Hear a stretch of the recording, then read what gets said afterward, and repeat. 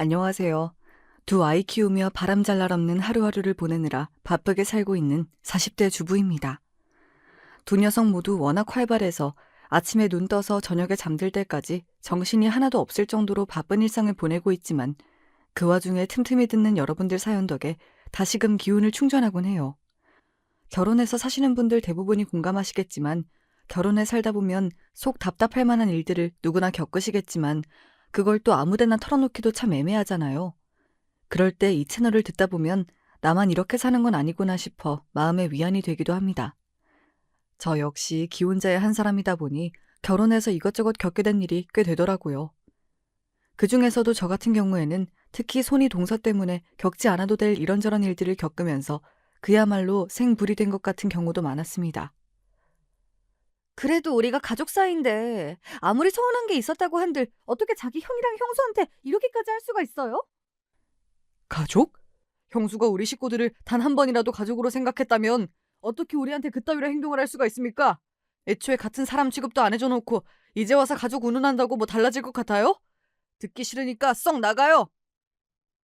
저희 남편이야말로 생불이라는 단어가 딱 어울리는 성품의 사람입니다. 그런 온화한 사람을 저렇게까지 분노하게 만들 수 있다니. 제 손이 동서가 어떤 사람인지 대충 짐작이 가시지요? 원래 순한 사람이 한번 화를 내면 걷잡을 수가 없다고 하죠. 참다 못해 동서에게 처절한 응징을 한 제 남편과 저의 이야기 한번 들어보시겠어요? 남편이랑 저는 사람 자체가 많이 비슷한 편이에요. 그래서 처음 봤을 때부터 쉽게 가까워졌고 연애하면서도 딱히 크게 싸울 일도 없었습니다. 이렇게 온화한 사람이랑 살다 보면 살면서 크게 마음고생할 일 없겠다 싶을 정도로 평화로운 날들이었어요. 남편에게 듣기로는 그런 성격은 부모님께 고스란히 물려받았다고 하더라고요. 물론 자식 입장이니 어느 정도 감안하고 들어야 할 말이라고 생각하긴 했습니다만 시부모님 되실 분의 성정도 저러시다면 며느리 될 저로서야 그만한 복도 없었죠. 순조롭게 연애하고 결혼 이야기가 나왔을 때에도 처음 뵙는 분들이니 긴장을 하기는 했지만 시댁 식구들과 잘 지내지 못할까봐 걱정이 되었던 건 아니었어요. 남편에게 연애하면서 들어온 게 있어서인지 이미 제 마음속으로는 어느 정도 내적 친밀감이 쌓여있기도 했습니다. 거기다 남편 같은 사람만 한 무더기라는 남편 가족들이 불어 저를 괴롭게 만들 것 같지도 않았고요. 처음 뵙게 된 시부모님은 남편의 설명 그대로였습니다. 인상 자체가 웃는 상인 것이 저런 분들도 화를 내시기는 하실까 싶을 정도로 시아버지, 시어머니 모두 인자한 인상이었어요. 다른 건 몰라도 사람이 원래 자기 말씨를 숨기는 건 쉽지 않잖아요.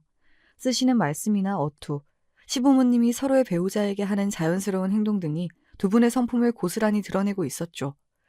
순한 분들 밑에서 순하게 태어나서 가정 불화라곤 겪어본 적 없이 따스한 가정에서 자란 티가 나는 남편이었습니다. 그야말로 이상적인 가정의 표본이었죠. 우리가 크게 가진 것은 없어서 자식들에게 대단하게 해준 것은 없지만 그래도 우리 집에 들어오게 된다면 이거 하나만큼은 약속할게요. 부모라고 해서 자식 마음대로 휘두를 생각이라고는 전혀 없습니다. 며느리면 사돈댁에서 귀하게 키워주신 자식인데 더더욱 우리 마음대로 대해선 안 되겠죠. 물론 가족이 되었으니 이런저런 일 겪으며 얼굴 볼 일이 잦아지긴 하겠지만 우리는 결혼한 아들 내외의 생활에 최대한 영향을 미치지 않으려 노력할 생각이에요. 먼저 결혼한 저의 형부부한테도 마찬가지였고요. 나도 이 사람 말에 동의해요. 아가씨 입장에서는 평생 남으로 살다가 갑자기 부모로 대하라고 하면 얼마나 당황스럽겠어. 딸 같은 며느리라는 말은 그야말로 늙은이들 입장만 생각한 말이지. 정작 그렇게 말하고 진짜 딸 대우해주는 시어머니가 얼마나 되겠어요. 나는 그런 공허한 말보다 살면서 정말 서로 간에 신뢰를 쌓고 믿을 수 있어서 가까워질 수 있는 그런 사이가 되고 싶어요. 말만으로도 그저 감사한 말씀이었습니다. 사실 결혼해서 가족이 된 사이에서 갈등이 생기는 가장 큰 이유가 서로가 생각하는 관계에서의 거리 조절 문제 때문이라고 생각해요. 며느리 입장에서는 그저 어렵기만 한 시댁 식구들이 지나치게 살갑게 구는 것도 솔직히 부담스러운 일이잖아요. 살갑게 굴지 않는다고 해도 한쪽이 한쪽을 너무 쉽게 생각하는 일도 부지기수니 그 거리 조절에 서로 배려를 한다는 것만으로도 많은 갈등을 사전에 차단할 수 있을 터였습니다. 사실 그런 말들은 며느리 입장인 제 쪽에서 먼저 요구하기는 곤란한 부분이 있죠. 어른들께서 먼저 그런 말씀을 해주시니 저로서는 마음의 짐을 조금 덜 수 있었습니다. 그리고 결혼 전에 시부모님이 해주신 말씀은 결혼 후에도 그대로 지켜졌어요. 물론 시부모님 진심을 의심한 적은 없었지만 그래도 사람이 막상 상황이 닥치다 보면 마음도 쉽게 변할 수 있는 것 아니겠습니까? 하지만 시부모님은 안부 전화도 아들인 남편을 통해 하셨고 정말로 제가 불편할 만한 일이 생기지 않도록 세심하게 신경을 많이 써주셨습니다. 그건 지금까지도 마찬가지고요. 어른들 쪽에서 먼저 조심을 하시니 오히려 두 분께 마음이 더 쓰이더라고요. 저런 어른들 만나기도 참 쉽지 않은 일인데 지금도 시부모님 복은 있는 편이라는 생각이 들어요. 정작 결혼을 하고 나니 시댁 때문에 골치 아플 일은 따로 있었습니다. 바로 제 손 위의 동서, 그러니까 남편 형님의 부인 때문이었어요. 두 분은 저희가 결혼하시기 3년 전에 결혼을 하셔서 당시에 아직 돌도 지나지 않은 시조카도 이미 있었습니다. 평소 워낙 아기를 좋아하는 저였기에 결혼 전에 남편으로부터 삼촌이 되었다는 이야기를 전해 들었을 때 반색을 한 적이 있어요. 세상에, 너무 부럽다. 얼마나 예쁠까? 나는 맞이라 동생 결혼하려면 아직 한참이라서 조카 보기 전에 내 자식 먼저 보게 될걸? 첫 조카가 그렇게 예쁘다고 하던데 정말 눈에 넣어도 안 아프겠다. 그런데 조카의 탄생을 이야기하면서도 남편 얼굴이 그다지 밝지가 않더라고요. 평소에 남편이 아이들을 얼마나 좋아하는지 알고 있는 저로서는 조금 의아했습니다. 왜? 막상 조카 생기고 나니까 생각만큼 예쁘진 않아? 아니, 예쁘지. 조카야 당연히 예쁘지. 그냥 이제 아이까지 있으니 정말로 가족이 되었구나 싶어서. 가족이 되었다는 말치고는 표정이 좋지 않았습니다. 지금 와서 돌이켜 생각해보면 그때부터 남편은 이미 자기 형수를 좋아하지 않았던 것 같아요. 남편 말대로 자기 형과 형수 사이에 아이까지 생겼으니 이제 핏줄로 때려야 뗄 수 없는, 돌이킬 수 없는 사이가 되었다는 생각에 마음이 무거웠던 것 같습니다. 저희 결혼이 결정되고 나서 제 손이 동서 되실 분에 대해서 남편에게 물은 적이 있어요. 이전까지는 결혼에 대한 구체적인 이야기가 나오지 않았으니 물어보는 게 신뢰가 될 수도 있다고 생각했지만 결혼을 하기로 한 이상은 평생 보게 될 동서였으니까요. 사실 나이를 생각해 본다면 시부모님보다 더 오랜 시간 동안 보게 될 사이가 형님 내외이기도 했으니까요. 형님 성격에 대한 이야기야 그동안 알게 모르게 제법 나와서 대충 파악이 되었지만 이상하게 형수님에 대한 이야기만 나오면 화제를 돌리던 남편이었습니다. 지금에야 남편이 형수를 거론하는 것도 별로 좋아하지 않는다는 걸 알게 되었지만 그때는 그걸 그리 심각하게 생각하진 않았습니다. 형수님 집안이 좀 부유한 편이죠. 우리 집이랑은 차이가 좀 많이 나지. 남편은 그렇게 간략하게만 설명하더라고요. 그조차도 제가 대놓고 물어보니까 마지못해 하는 소리인 것 같았습니다. 그래서 속으로 집안 좀 산다고 자기 기준에 못 미치는 시댁 식구들에게 잘 대해주지 않으시는 건가 하는 생각이 들더라고요. 저희 집 형편도 시댁이랑 별반 다를 것이 없었습니다. 대단하게 물려받을 재산이 있거나 한 건 아니었지만 그렇다고 저희 친정이나 시댁이나 자식들 번듯하게 장성하게 만드는데 부족함이 있는 집안도 아니었어요. 양친 모두 평생을 성실하게 일하셔서 자식들 바르게 잘 키우셨는데요. 그래도 살면서 돈이라는 게 무시할 수 있는 부분이 아니다 보니 그래서 남편이 저렇게 불편해하는 건가 싶었죠. 그래서 처음으로 시댁 식구들 전부를 한자리에 만나는 식사 자리에 초대받고도 혹시 제가 동서 눈에 차지 않을까 조금 걱정이 되었습니다. 정작 처음 만나는 동서 인상은 나쁘지 않았어요. 비록 다른 시댁 식구들에 비해서 하고 있는 차림새가 좀 차이가 나긴 했지만요. 명품 같은 걸 잘 모르는 제가 보기에도 머리부터 발끝까지 두른 모든 것들이 고급품으로 보였습니다.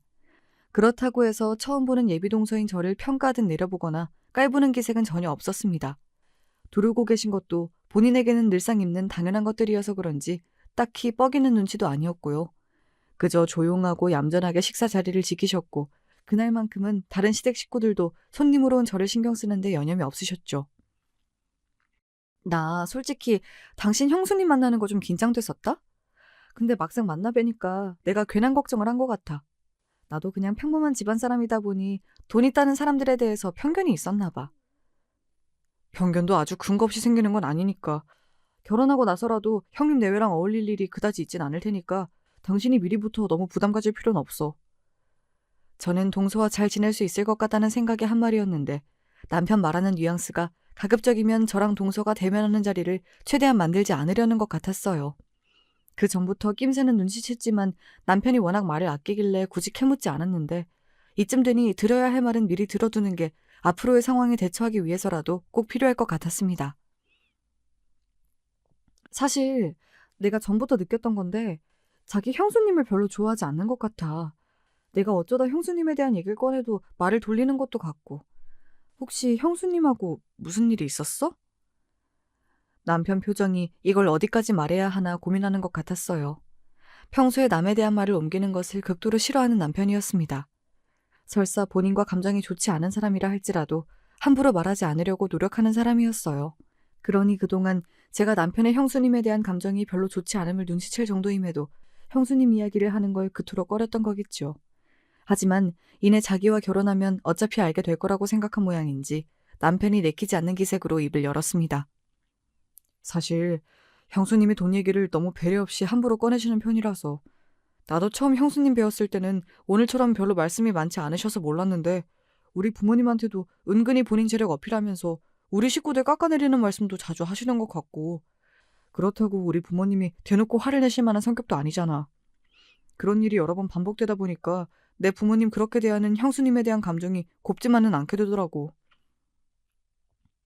사람 한 번 보고는 알 수가 없다고 하더니 한마디로 오늘 본 모습이 동서의 전부가 아니라는 뜻이었습니다. 알게 된 지는 얼마 지나지 않았으나 시부모님은 성품으로는 흠잡을 데가 없는 분이셨어요. 그런 분들하고 나쁘게 지내면 본인도 손해일 것 같은데 굳이 왜 그런 행동을 할까 싶었습니다. 그리고 그 얘기를 듣고 나니까 솔직히 걱정이 되기도 했어요. 시부모님이면 손아래 동서보다야 훨씬 어려운 자리인 게 일반적이지 않습니까? 그런 분들한테도 돈 가지고 무안을 준다고 하는데 손아래 동서인 저한테라고 그러지 않으리라는 보장이 없었으니까요. 제 표정이 급격히 어두워지니 남편이 괜한 말을 했다 싶었는지 서둘러 말을 덧붙였습니다. 나한테 시집 왔다고 해서 우리 가족 문제로 당신 속 썩게 만들지 않을 거야. 당신이랑 잘 살겠다고 결혼하자고 한 거지. 데려와서 고생시키려고 결혼하자고 한 거 아니야. 물론 남편 마음이야 그렇겠지만 어디 사는 게 꼭 자기 뜻대로 되는 일인가요? 살다 보면 자기 의지로 막을 수 없는 일이 부지기수인걸요. 게다가 평생을 보고 살아야 할 동서인데 남편이 그런 상황을 일일이 다 통제할 수도 없을 테니 결국 동서를 대하는 것도 제 몫이 될 일이었죠. 하지만 벌써부터 저렇게 신경을 쓰는 남편한테 아직 일어나지도 않은 일로 괜한 마음의 짐을 더 얹고 싶진 않았습니다. 사람이야 직접 겪어봐야 아는 거겠지. 아직 생기지도 않은 일까지 미리 걱정하지 말자. 혹시 안 좋은 일이 생기더라도 꼭 당신한테 말하고 상의할 테니까 너무 걱정하지 마. 그래도 돈 없는 손이 동서보다야 돈 있는 손이 동서가 우리한테 손 벌릴 일도 없고 더 나을지도 모르잖아. 남편 얼굴에 과연 그럴까 하는 의심의 빛이 떠올랐으나 애써 밝게 말했습니다. 성격이 둥근 덕분에 다소 까칠한 사람들과도 원만하게 잘 지내왔던 저였어요. 그쪽에서 아주 상식에 벗어나지 않은 행동을 하는 것만 아니라면 친구 같은 동서지간까진 못 되더라도 원수같이 지내지 않을 자신 정도는 있기도 했고요. 결혼을 하고 나서야 남편이 했던 말이 어떤 뜻인지 알 수 있었어요. 사실 결혼 전에 몇 번 얼굴을 봤을 때에는 시부모님도 계시고 하니 굳이 대화를 많이 나눌 일도 없어서 몰랐는데 결혼하고 나서 직접적으로 동서와 말을 나눌 기회가 많아지니 정말 말끝마다 돈 얘기를 하더라고요. 이를테면 이런 식이었습니다. 어머님 조카분이 사업이 잘 안 되시는지 요새 부부 사이가 안 좋으신 것 같더라고요.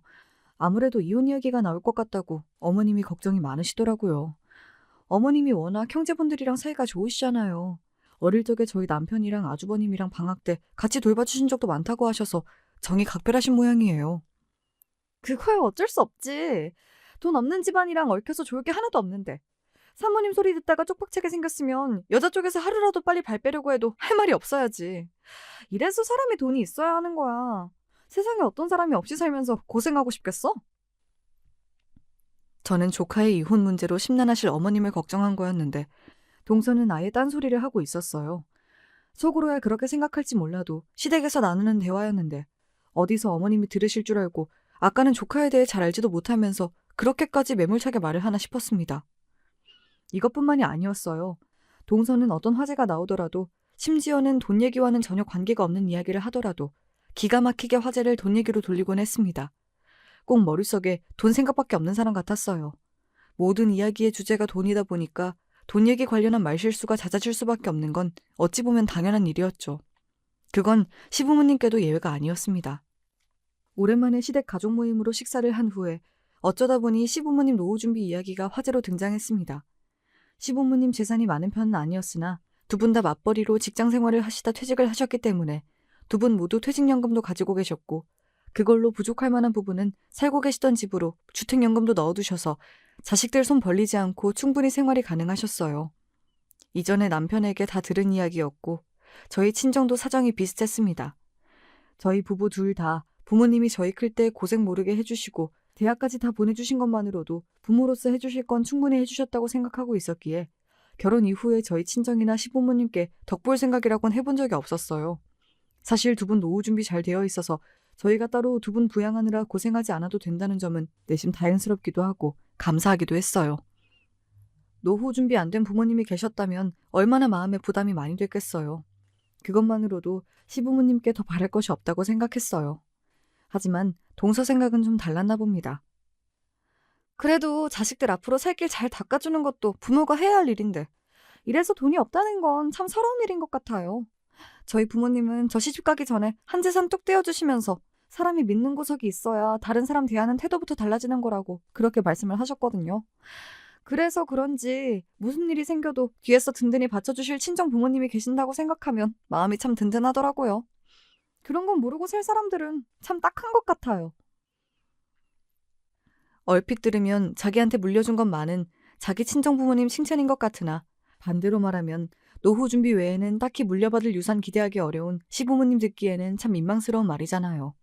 꼭 저희 시부모님이 물려줄 유산이 없어서 자식들 앞길 잘 닦아주지 못해 자식들 돈으로 서럽게 만드는 무능한 부모라도 된다는 소리로 들리지 않나요? 저만 그렇게 들은 게 아니었던지 남편 얼굴이 대번에 굳더라고요. 그 소리를 듣고 있는 시부모님 또한 당황한 기색이 역력했습니다. 그러니까 동서는 매번 저런 식이었어요. 돈으로 당사자가 듣기에 썩 기분 좋지 않을 경솔한 소리를 해놓고서는 막상 그걸로 뭐라고 하자니 말하는 사람이 참 쪼잔한 사람이 된 것 같은 거 말이에요. 무슨 말씀인지 아시겠죠? 그러니 시부모님 성정에 저런 일로 일일이 동서를 잡으실 분도 아니시니 매번 비슷한 상황이 반복되었습니다. 사실 저걸 저지하려면 동서 남편인 아주버님이 하시는 게 옳을 일이었으나 몇 번 지켜보니 아주버님도 돈 꽤나 있는 자기 부인한테 찍소리 못하고 잡혀 사시는 것 같았습니다. 그렇다고 자기 부모가 그런 소리 듣고 있는데 가만히 있는 게 자식으로서 할 짓이 아니라고 생각했으나 정작 부모인 시부모님도 자기 아들 타박을 안 하시는데 제가 그러기도 참 애매했죠.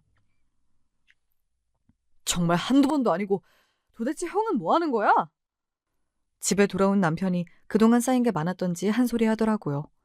사실 저 때도 남편이 제 형수에게 한마디 하려고 하자 시어머니께서 다급히 남편 손을 잡고 말리신 걸 저도 봤거든요. 제 남편이 괜한 소리를 할 사람은 아니거든요. 할만해서 한 소리 하려고 한 것까지 제 어머니께 저지당하자 어지간히 속이 답답했던 모양이었습니다. 그러게. 아까 그 말은 내가 듣기에도 너무 나갔다 싶더라고. 어른들 들으시는데 할 말이 있고 안 할 말이 있지. 형님이 말씀을 너무 안 가려서 하시는 것 같기는 해. 그럴수록 형이 중간에서 부모님 감정 상할 일이 없도록 잘해야 하는데 저건 형수님이 무슨 말을 해도 꿀먹은 벙어리이니 보는 내가 속이 뒤집혀서 정말. 결혼 전에는 성격이 저 정도로 답답하진 않았던 것 같은데 어제 우진이 태어나고 나서 더 심해진 것 같아. 그 말이 맞는 것 같았습니다. 저야 출산 이후에 동서를 처음 만났으니 그 이전에 어땠는지 직접 보진 못했지만 동서가 우진이한테 참 유별나다는 건 봐서 알고 있었어요. 물론 자기 자식 예쁘지 않고 특별하지 않은 부모가 어디 있겠습니까만 동서가 우진이를 대하는 건 단순히 부모가 자기 자식 예쁘게 여기는 것과는 결이 조금 달랐습니다. 이런 말이 어떻게 들릴지 모르겠지만 꼭 우진이가 다른 아이들과는 근본부터 다르다고 여긴다고 해야 하나? 하여튼 저희들과는 급이 다른 인간으로 대우하고 있다는 것만큼은 확실히 알겠더라고요. 사람이 다 같은 사람이 아닌 거야. 우리 우진이야 평범한 사람들하고는 출발선부터 다른 거 아니겠어? 내가 시집 오기 전에 우리 친정 부모님한테 따로 받은 돈이 50억이야, 50억. 50억 가진 부모 밑에서 태어난 거랑 쥐뿔도 없는 부모 밑에서 태어난 거랑 어떻게 같을 수가 있겠어? 먹는 거, 입는 거, 앞으로 커서 받을 교육까지 우리 우진이가 월등할 텐데. 특별 대우 좀 한다고 뭐가 문제냐고. 모든 아이들한테 균등한 기회를 줘야 한다? 말은 좋지. 그거 결국 없는 사람들이 자기 능력으로 제 자식한테 해줄 건 못 해주니까 있는 사람들한테 떼쓰는 거나 마찬가지야. 당연히 부모가 됐으면 자기 몸을 팔아서라도 자식들 뒷바라지는 제대로 해줘야 하는 거 아니야? 그 정도도 못 해줄 거면 애 낳을 생각을 말아야지. 막상 낳아놓고 있는 집 자식한테 해주는 것만큼 할 능력 안 되니까 있는 사람들 물고 늘어지는 거라고. 무슨 거머리도 아니고. 이래서 애초에 있는 사람들은 있는 사람끼리 어울려야 하는 거야. 그 소리를 듣고 있는 저라고 동서 같은 있는 사람이라고 생각할 리 만무했으니 그건 한편으로는 앞으로 없는 사람이지만 자식을 낳게 될 저를 깔아뭉개는 말이기도 했죠. 동서 사고방식이야말로 천민자본주의 그 자체였어요. 그나마 선민의식 있는 사람들은 없는 사람들을 깔보기는 해도 가르치고 도와야 한다는 입장이긴 했으니 그런 위선 떠는 사람들보다도 사고방식 자체는 더 천박하다 해도 할 말이 없어야 할 입장이었죠. 동서한테 가진 재산이 50억이나 된다는 것도 그날 처음 알았습니다. 그동안 우리 친정에 돈이 있니 미리 재산을 받았느니 말이야 들었지만 저 정도로 있는 집 자식인 줄은 몰라서 속으로 적잖이 놀라기도 했습니다. 가진 게 저 정도이니 저같이 쥐뿔도 없는 사람들이야 아무것도 아니라고 생각하고 살았는지 모르겠지만 남편이랑 성실히 맞벌이하는 제 입장으로는 솔직히 안 입고 온 생각이 들기도 하더라고요. 제가 알기로는 동서는 한 번도 자기 힘으로 돈 벌어본 적 없는 사람이었으니까요. 있는 집 자식으로 태어난 게 자기가 뭘 잘해서 그런 것도 아닌데 그저 운 좋게 그런 집 딸로 태어나 노력이라고 해본 적 없는 사람한테 저런 소리를 듣긴 억울하더라고요. 그래서 그날은 저도 참지 못하고 그저 눈치 없는 척, 동서 생각을 해주는 척 한마디 해버렸습니다. 형님, 속으로는 어떻게 생각하시는지 몰라도 요즘 나가서 대놓고 그렇게 말씀하시면 사람들이 욕해요. 어디 형님 욕만 하나요? 그거 결국 다 우진이한테 그대로 돌아가요. 아무리 없는 사람들이 하는 소리라고 해도 우진이 나쁜 소리 듣게 하시긴 싫으시잖아요. 그렇죠? 동서 표정이 아주 볼만하게 변하더라고요. 뭐 돈 있는 자기만 거르지 않고 하고 싶은 얘기 다 할 줄 아나요? 돈 없어도 말하는데 돈 드는 것도 아닌데 제 입으로 제가 떠들겠다는데요. 그것도 자기 자식 나쁜 말 듣지 말라고 해주는 바른 말인데 자기가 뭐라고 그러겠어요. 못마땅한 기색이 역력한 표정을 보자니 자기도 듣기 싫은 소리 들으면 막상 기분 나쁘면서 참 역지사지 안 되는 사람이라고 생각했습니다. 그럼에도 불구하고 우진이가 커나갈수록 동서가 저러는 건 더 심해졌어요. 자기 자식한테는 최고만 해줄 거라면서 아이 갓난쟁이일 때부터 아이가 조금 더 크면 기억도 못할 온갖 사치품만 먹이고 입혀왔는데 커가면서 부모 경제력에 차이가 난다는 걸 과시할 기회는 더더욱 많아질 테니 사실 예상했던 일이기도 했습니다. 아이 엄마가 저리 극성이다 보니 돌보미 분이 바뀌는 것도 부지기수였죠. 나한테 받아가는 돈이 얼마인데 다들 프로의식이라고는 눈꼽만치도 없어. 돈 받아갈 때는 그저 좋다고 굽신거리더니 돈 받았으면 돈 받은 값은 해야 할 거 아니야? 사람이 갈려나갈 때마다 부활을 터뜨리는 동서이지만 자기 돈 많다고 득볼 거 하나 없는 저나 저희 시댁 식구들한테도 그렇게 경솔하게 행동하는데 직접 돈 주고 고용한 사람들한테는 얼마나 야박하게 굴지 보지 않아도 뻔했습니다. 있는 사람들이 더하다는 말은 딱 동서 같은 사람한테 쓰는 말이었어요. 동서보다는 그동안 동서 밑에서 온갖 인간적 모멸감을 겪으며 이를 악물고 참았을 돌보미 분들 심정이 더 이해가 가서 한숨이 나왔지만 그럼에도 우진이 걱정이 되더라고요. 돌보미 분 자주 바뀌는 게 아이 정서에는 좋을 리가 없을 테니까요. 부디 동서가 성질을 좀 죽여서 진득하니 버티는 분이 나오시길 바라는 마음으로 말했습니다. 형님, 혹시 이번 돌보미 분한테도 집 청소시키셨어요? 그럼 내가 저한테 주는 돈이 얼만데 그 정도도 못 시켜? 형님, 요새 돌보미 분들은 기본적으로 아이 돌보는 게 주 업무라고 말씀드렸잖아요. 물론 아이 돌보다 보면 이것저것 살림해야 할 때도 있지만 그건 아이가 어지른 거 치우는 거나 아이가 먹은 거 설거지하거나 그 정도죠. 다른 돌보미 분들도 마찬가지예요. 형님은 따로 집안 살림해 주시는 도우미 분도 계시는데 굳이 돌보미 분들한테까지 시킬 필요는 없잖아요. 돈 주는 사람이 시키는 일이면 군말 없이 해야지. 남의 지갑에서 돈 빼내는 게 어디 쉬운 일인 줄 알아? 그렇게 말하면서도 자기도 우진이 엄마인데 사람이 저리 자주 바뀌는 게 걱정이 되지 않을 리가 없었습니다. 사실 동서한테 이런 얘기 할 사람도 저밖에 없었어요. 성격이 저 모양인데 제대로 된 친구라고 있을 리가 만무한 동서였습니다. 우진이 또래 엄마들은 돈 없는 집구석 옆에 애들이라며 무시했을 게 뻔한데 그 무리에 어울릴 수도 없었을 거고요. 그나마 저야 아이도 있고 하니 어쩔 수 없는 가족으로 묶여있으니 이렇게 가끔이나마 말 상대라도 해주는 거겠죠. 그러다 보니 저를 은근히 깔보면서도 제 말은 완전히 무시하지 못하는 동서였어요. 아이 정서도 생각해야 하잖아요. 돌보미 분이 고정적으로 일을 하셔야 우진이 정서적으로도 덜 불안하지 않겠어요? 형님 마음에 안 차시더라도 이번에 새로 오는 분한테는 가급적이면 다른 요구사항 말씀하지 마시고 한번 지내보세요. 주둥이를 툭 내민 심술궂은 표정을 하면서도 별 대꾸를 하지 않는 걸 보면 자기도 느낀 바가 좀 있겠지 싶었습니다. 엄마가 밉살 맞긴 했어도 아직 말도 제대로 못하는 어린 시조카가 무슨 잘못이 있겠어요. 우진이를 봐서라도 동서가 좀 정신을 차렸으면 싶기도 했습니다. 집안에서 워낙 동서 입김이 세다 보니 아주버님이 좀처럼 집에서 길을 못 펴시는 건 당연했어요. 하긴 우진이한테 들어가는 것도 아주버님 월급으로는 어림도 없는 일일 테니 죄다 동서 주머니에서 나올 게 뻔했습니다. 자기 돈 쓰는 걸로 유세란 유산은 다 떠는 동서가 우진이 교육 문제로 아주버님한테는 입도 대지 못할 건 뻔했고요. 그런 고로 아주버님이 집에서 겉돌기 시작한 지가 꽤 된 모양이었어요. 문제는 그 자격지심을 엉뚱하게 풀기 시작했다는 거였습니다. 아주 헛바람이 들어도 단단히 들었어. 왜? 아주버님이 또 같이 골프 치러 가자고 하셔? 지금이야 젊은 사람한테도 골프가 꽤 유행이라면서요. 하지만 그 당시만 하더라도 아직 골프는 돈 좀 있다는 사람들이나 즐기는 고급 스포츠였습니다. 평범한 월급쟁이에다 아직 30대였던 아주버님이나 남편이 즐기기에는 부담스러운 운동이었어요. 돈이 좋긴 좋다느니 명품 골프클럽은 감싸주는 손맛부터 다르다느니 그게 자기 돈이겠어? 다 형수 돈으로 노는 거지. 지금도 집에서 찍소리 한번 못하면서 형수 돈까지 쓰면서 대체 무슨 취급을 받으려고 저러는지 몰라. 저 때문에 자기 부모가 그렇게 업신여김을 당하면 자식이 돼서 정신을 차려도 모자랄 판에 제 자식 크는 데에는 관심도 없고. 당신은 당신 형님 그렇게 못마땅해 할 거면서 뭐 한다고 부르는데 어울려준다고 그래. 골프 같은 거 좋아하지도 않으면서. 저도 어울릴 사람 없으니 자꾸 불러내니 더 그렇지. 그리고 내가 생각해놓은 게 있어서 그래. 그때까지만 해도 남편이 굳이 즐기지도 않는 자리에 억지로 나가는 게 이해가 잘 안 됐습니다.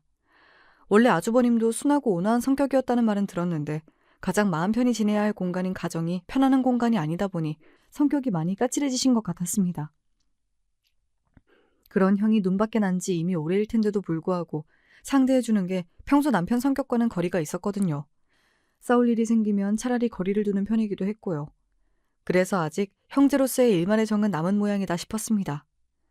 동서에게 우진이 돌봄이 고용 문제로 쓴소리를 한 지 얼마 지나지도 않았는데 또 다시 사람이 그만두었다는 소식이 들려왔습니다. 이번에는 민망해서 직접 얘기하기도 그런 모양이었던지 시어머니 통해 전해들은 소식이었어요. 벌써 사람 그만뒀다는 말만 대여섯 번은 들은 것 같은데 정말 걱정이다. 이렇게 사람이 자주 바뀌면 일하는 사람들 사이에서도 말이 돌 텐데 다시 사람 구하기가 어디 쉬운 일이겠어? 어린이집 보내기에도 아직 너무 이른 나이잖아. 어린이집에 자리가 있다고 한들 형님 성정에 그런 데 보내려고 하겠어요? 좀 더 커서 고급 영어 유치원이면 또 모를까. 그런데 절대 안 보내려고 할걸요? 정말 큰일은 큰일이네요.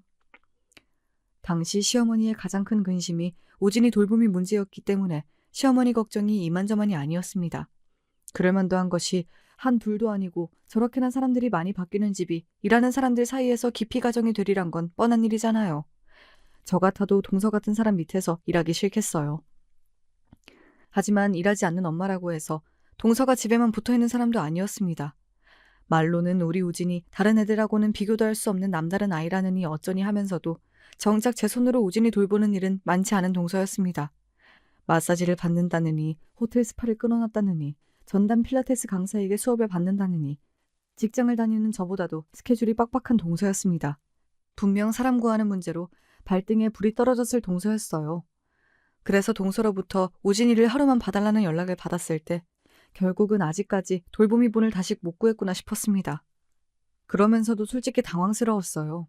지금이야 아이돌 엄마로서 베테랑 양육자가 되었다지만 그때는 결혼한 지도 얼마 되지 않아 아직 저희 아이들도 없을 때였습니다. 제가 저희 집 맞이라서 따로 조카나 어린아이 봐준 적도 없었고요. 시댁에서 우진이를 몇 시간 봐준 적은 있었지만 그때는 곁에 시부모님도 계실 때였고 저희 부부끼리 볼 일은 없었으니까요. 거기다 동서가 보통 성격입니까? 잘못해서 아이 어디 생채기라도 하나 낳다가는 집안을 뒤집고도 남을 텐데 솔직히 부담스럽더라고요. 형님, 제가 어린아이 돌본 적이 없어서 그런데 그래도 아이 키워보신 적이 있는 분한테 맡기는 게 좋지 않겠어요? 어머님도 마침 주말에 일이 있다고 하시고 기껏해야 조카 하루 봐주는 건데 그렇게까지 말할 거 있어? 내가 뭐 대단한 부탁한 것도 아니고. 조카도 보통 조카여야 말이죠. 하지만 동서도 막무가내더라고요. 결국 동서 기세에 우진이를 하루 맡아주겠노라 하고 말했어요. 고생해봤자 좋은 소리도 못 들을 텐데 뭐하러 봐준다고 그랬어? 딱 잘라 거절을 해버리지. 그래도 다른 일도 아니고 우진이 봐달라는 건데 숙모가 돼서 어떻게 그래. 설마 하루인데 무슨 일이야 있겠어? 애 키운다는 여자가 도대체 자기는 뭘 하고 일하는 사람 겨우 주말에 좀 쉬겠다는데 애를 맡겨? 여보, 너무 그러지 말자. 그래도 우진이 당신 조카잖아. 알게 모르게 제 형수에게 스트레스를 받는 마누라에게 미안해서 그랬는지 남편이 답지 않게 역정을 내더라고요. 하지만 이미 한 약속 물을 수도 없고 부디 별탈 없이 지나가기만을 바랐습니다. 아이를 데려다 준 건 아주버님이었습니다. 동서는 저한테 연락하자마자 아주버님한테 우진이를 맡기고 자기 볼일을 보러 갔다고 하더라고요. 남편 시선이 고울 수가 없었죠. 형은 오늘 뭐 하는데? 아, 나도 오늘 급하게 거래처 약속이 잡혀서. 집에서 노는 부인 두고 주중에 내내 회사에서 일하느라 지친 재수 씨한테 아이 맡기는 게 민망하신지 아주버님께서 제 눈치를 보시더라고요. 그래도 이왕 보기로 한 거 잘 지내보자 싶어 우진이를 안아들었는데 아이한테 미열이 느껴졌습니다. 아주버님, 우진이 열 나는 것 같은데요? 아, 우진이 정도로 어린 애들은 가끔 이러기도 해요. 별일은 없을 거예요. 불안하긴 했지만 이제 와서 돌려보낼 수도 없고 어쩌겠어요. 그렇게 우진이를 안고 들어왔습니다. 우진이가 돌을 넘기긴 했지만 말이 느린 편이라서 아직 아이와 소통하는 데에는 무리가 있었습니다. 그래도 친탁을 한 모양인지 아이 자체는 순한 편이었어요. 남편과 사이에서 아이가 생기면 이럴까 싶어 조카한테도 애틋한 마음이 들더군요. 게다가 요새는 돌보미분 바뀌는 문제로 우진이에게 마음이 쓰였던 터라 오늘 하루만이라도 삼촌 집에서 편히 지내다 갔으면 싶었습니다. 그렇게 아이 밥 잘 먹이고 남편이랑 잘 놀아주고 몇 시간 잘 지낸 것 같았는데 해가 지기 시작하자 아이 상태가 가물가물한 것이 영 좋아 보이지가 않더라고요. 저도 저지만 남편도 이렇게 오래 아이 본 적이 없어서 당황스러웠습니다. 아이도 없는 집이니 체온계가 있을 리 없었지요. 하지만 아이 이마를 짚어보니 확실히 처음 왔을 때보다도 열이 있어 보였어요. 여보, 우진이 확실히 열 오른 것 같아. 이렇게 어린애들은 열 조금만 올라도 위험한 거 아니야? 일단 내가 연락해볼게. 남편이 부지런히 제 형과 형수에게 연락을 시도해봤으나 둘 다 통화가 되지 않았습니다. 그러는 동안에도 아이 상태가 더 나빠지는 것 같았어요. 아이 뺨이 열이 올라서 발개졌습니다. 혹시나 우진이가 잘못되는 건 아닌가 싶어서 마음이 조급해진 제가 말했어요. 여보, 일단 응급실이라도 가자. 우리끼리 이래서 안 되겠어. 부랴부랴 아이를 챙겨다 인근 대학병원 응급실로 향했습니다. 주말 저녁에 응급실이 그렇게 아비규환인 줄은 그날 처음 알았어요. 다들 급해서 오신 거였겠지만 우리 아이부터 봐주셨으면 하는 마음이 간절하더라고요. 부모 마음이 이런 걸까 싶었습니다. 한참을 기다린 끝에 드디어 선생님께 아이를 내보일 수 있었고 다행히도 큰일은 아니라고 하시더라고요. 열이 조금 높긴 했지만 크게 위험하거나 한 정도는 아니에요. 이렇게 아이가 어린 부모님들이 당황해서 응급실로 많이들 오시거든요. 단순 감기인 것 같으니 조금 쉬시다 귀가하시면 되겠습니다. 이런 상황에서 안심시켜주는 의료진 한마디라는 게 그렇게 고마울 수가 없더라고요. 그렇게 한시름 놓고 있는데 응급실 문을 박차고 동서가 뛰어들어왔습니다. 우진아! 우리 우진이 어딨어? 아이 맡겨놓았더니 응급실이라는 연락에 동서도 어지간히 놀랐겠다 싶어 일단 안심시키려고 말했습니다. 우진이 괜찮대요, 형님. 미열이 있었는데 가벼운 감기인 것 같고 다른 이상은 없다니까 아이 데려가면 될 것 같아요. 제 목소리를 듣더니 동서가 갑자기 눈을 부라리며 저한테 달려들었습니다. 제 양 어깨를 부여잡더니 마구 흔들며 동서가 소리쳤어요. 야, 내가 너한테 애 맡긴 지 한 달이 됐어, 일주일이 됐어. 겨우 하루 애 맡겨놨는데 애를 이 지경으로 만들어? 너 우리 우진이한테 도대체 무슨 짓을 한 거야? 멀쩡하던 애가 갑자기 감기는 왜 걸려? 너의 골방이라도 뒀니? 내가 진짜 기가 막혀서 이래서 없는 것들하고는 상종을 안 하는 건데 이 거지 같은 것들한테 애를 맡기는 게 아니었어. 순식간에 벌어진 일에 제가 너무 놀라서 아무 대꾸도 못하고 있는데 옆에 서 있던 남편이 제 어깨를 쥔 동서 양손을 붙잡더니 그대로 바닥에 패대기를 쳐버렸습니다. 일을 당한 동서도 동서인데 제가 너무 놀랐어요. 평소 남편으로서는 상상도 할 수 없는 행동이었으니까요. 이게 대체 무슨... 야, 이 미친 여자야! 남편의 사자 후에 온 사람들 시선이 저에게 꽂혔습니다. 당장이라도 한 번 더 자기를 패대기 칠 기세에 그제야 동서가 남편 눈치를 살폈습니다. 제 남편이 그렇게까지 화를 낼 수 있는 사람이라고는 생각하지 못했던 저도 놀란 건 마찬가지였죠. 제 새끼 내팽겨치고 돈이나 펑펑 써대며 애 내버리고 갈 땐 언제고 아픈 제 새끼 챙겨서 병원까지 와준 사람한테 뭐? 거지 같은 것들한테 애를 맡기는 게 아니었어? 누가 네 새끼 반긴다고 억지로 애 떠넘기고 갈 땐 언제고 적반하장도 유분수지. 너 같은 것도 어미라고 둔 우진이가 불쌍하다. 원색적인 비난에 동서 얼굴이 시뻘겋게 달아올랐습니다. 그제야 주위 사람들이 저를 보고 수근거리는 게 눈에 들어오기 시작한 모양이었어요. 처음에야 경황 없이 당하긴 했지만 화가 난 건 저 역시 마찬가지였습니다. 형님, 아주버님이 처음 데려다 주실 때부터 우진이 미열이 있었어요. 아이한테 아픈 기색이 보였으면 설사 중요한 일이 있더라도 취소하고 아이 곁에 있어주는 게 맞지 않아요? 보나마나 또 호텔 스파나 가셨을 텐데 그래놓고 애돌봐준 저희한테 책임 떠넘기는 건 좀 아니죠. 경우가 없어도 너무 없잖아요. 제가 아이 봐줘놓고 형님한테 이런 막말까지 들어야 해요? 양쪽에서 협공을 하니 동서가 쪽도 못 쓰더라고요. 평소에 저나 남편이나 사근사근한 사람이니 저희한테 이런 망신을 당하리라곤 생각지도 못했겠죠. 하지만 저희가 성격이 온화한 거지 등신은 아니잖아요. 한마디 더 해주려고 하는데 남편이 제 손을 잡아 끌었습니다. 됐어. 똥이 더러워 피하지 무서워 피하나? 가자. 우진이는? 지 어미가 신경 쓸 일이지. 없는 것들이 귀하신 분 자제 챙겨주게 생겼어? 신경 쓰지 말고 가. 그러고는 응급실 바닥에 여전히 퍼질러진 제 형수를 버려두고는 제 손을 잡고 응급실을 나서는 남편이었습니다. 아직 응급실 병상에 누워있는 우진이가 신경 쓰였으나 평소에 그렇게 참기만 하던 남편이 오죽이나 속이 상했으면 이렇게까지 할까 싶어 저도 마음이 안 좋았어요. 당신 형이고 저 여자고 연락 와도 일지야 받지 마. 더러운 것들. 감히 누구 마누라한테 이따위로 함부로 굴어? 그야말로 극대노한 남편이었습니다. 우진이 상태가 궁금하긴 했으나 저렇게까지 남편이 화를 내는데 저라고 무슨 반가운 사람이라고 그 사람들하고 얘기를 하고 싶었겠어요. 그렇게 그날 저녁부터 다음날 근무를 하는 와중에도 아주버님 내외한테서 번갈아 연락이 왔으나 남편 말대로 받지 않았습니다. 그러고 퇴근을 해서 집에 돌아가는데 남편이 집 앞에서 누군가와 실랑이를 벌이는 모습이 보이더라고요. 또 무슨 일인가 싶어 놀라갔더니 아주버님이랑 동서더라고요. 왜 또 이래요? 도대체 또 무슨 일인데요? 혹시나 우진이한테 무슨 일이 생긴 건가 싶어서 덜컥 겁이 나더라고요. 그러나 동서 입에서 나온 소리는 전혀 예상조차 하지 못한 뜻밖의 일이었습니다. 그래도 가족인데 어떻게 나한테 이럴 수가 있어? 고발이라니!